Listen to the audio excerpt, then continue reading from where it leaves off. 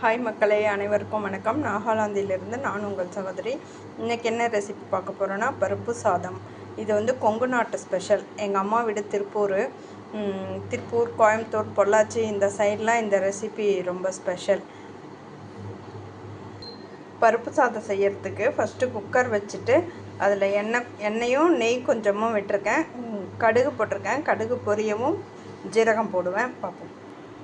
அரிசி பருப்பு சாதம் செய்கிறதுக்கு அரிசி 3 டம்ளர், பருப்பு 1 டம்ளர் எடுத்திருக்கேன். இதை கழுவி ஊற வச்சுடுவோம். அதுக்குள்ளே நம்ம வெங்காயம் தக்காளி வணங்குறதுக்குள்ளே இது கொஞ்சம் ஊறிடும். இப்போது கடுகு பொரிய ஆரம்பிச்சிருச்சு. இந்த ஸ்டேஜில் ஜீரகம் போட்டுக்கலாம்.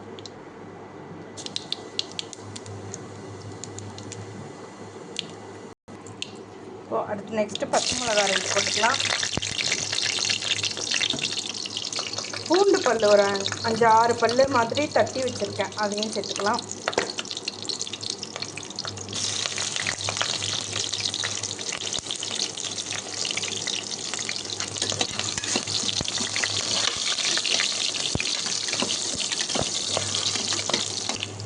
நெக்ஸ்ட்டு கருவேப்பிலை 2 கொத்து எடுத்துருக்கேன், அதையும் உருவி அதில் ஆட் பண்ணிக்கலாம். இப்போது கருவேப்பிலை ஆட் பண்ணுறேன்.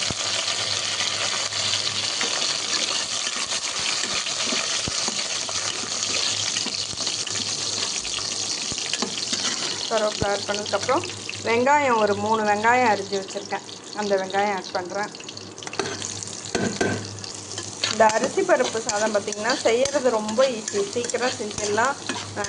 அந்த பருப்பு அரிசி இதெல்லாம் போட்டு வெங்காயம் தக்காளி தாளித்து சும்மா தாளித்து விட்றது தான். ஆனால் டேஸ்ட் அவ்வளோ சூப்பராக இருக்கும்.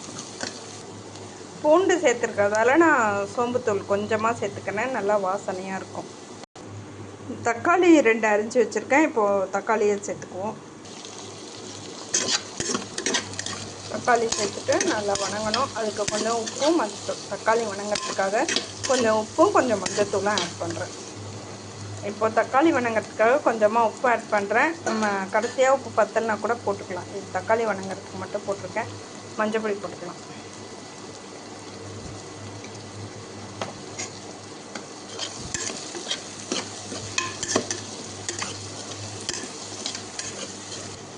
இப்போ தக்காளி வணங்கவும் பார்க்கலாம் மக்களே.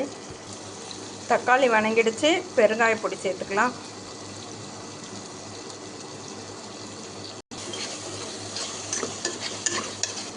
இப்போ வந்து குழம்பு மிளகாய் தூள் வந்து 1.5 ஸ்பூன் போடுறேன். 1 ஸ்பூன் போட்டேன், இன்னொரு 1/2 ஸ்பூன் போடுறேன்.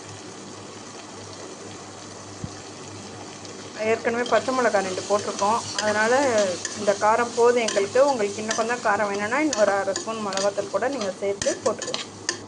இப்போது இதிலே இந்த காட்டு கொத்தமல்லி தலையை கழுவிட்டு ஆட் பண்ண போகிறேன். ஆட் பண்ணிவிட்டு அப்புறமா காட்டுறேன். காட்டு கொத்தமல்லி தலையை கழுவிட்டு அந்த மாதிரி சின்னதாக அரிஞ்சு வச்சுருக்கேன், சின்னதாக அதை இதில் ஆட் பண்ணிக்கலாம்.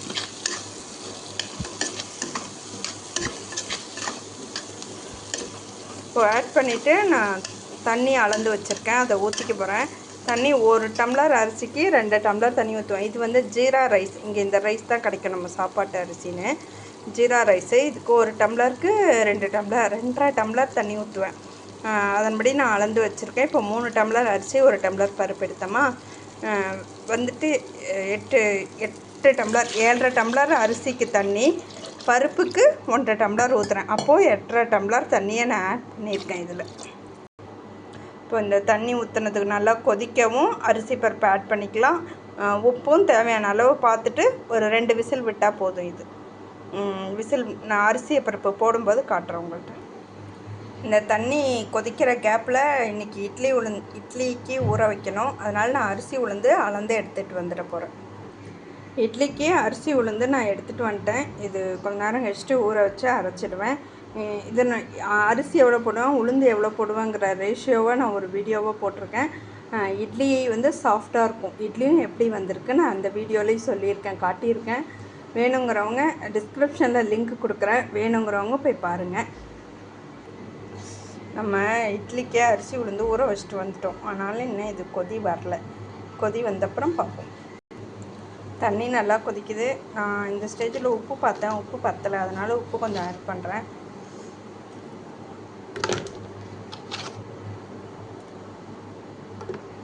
உப்பு ஆட் பண்ணிவிட்டு வச்சுருக்கேன் பாருங்கள், அரிசி பருப்பு ஊற வச்சு வச்சுருக்கேன். அந்த தண்ணியை வடிகட்டிட்டு இதையும் அதில் ஆட் பண்ணிக்கலாம். அரிசி பருப்பு ஆட் பண்ணிவிட்டேன். இப்போ வந்து குக்கர் மூடி போட்டு 2 விசில் விட்டுக்கலாம். 2 விசில் விட்டதுக்கப்புறம் சாப்பாடு ரெடி ஆகிடும். அப்புறம் பார்க்கலாம். குக்கர் மூடி போட்டு 2 விசில் விட்டுக்கலாம்.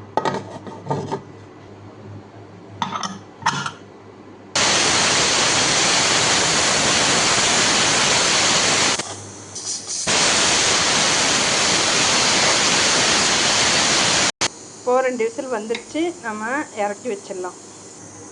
இறக்கி வச்சாச்சு. விசில் ஆறவும் நான் உங்களுக்கு ஓப்பன் பண்ணி காட்டுறேன். விசில் அடங்கிடுச்சு. இப்போ திறந்து பார்க்கலாம் வாங்க மக்களே.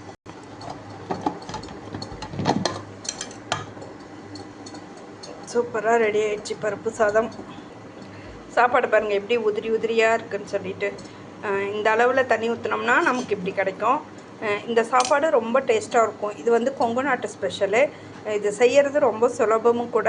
பேச்சுலர்ஸ்க்கெலாம் இந்த ரெசிபி ரொம்ப கை கொடுக்கும். டக்குன்னு செஞ்சிடலாம்.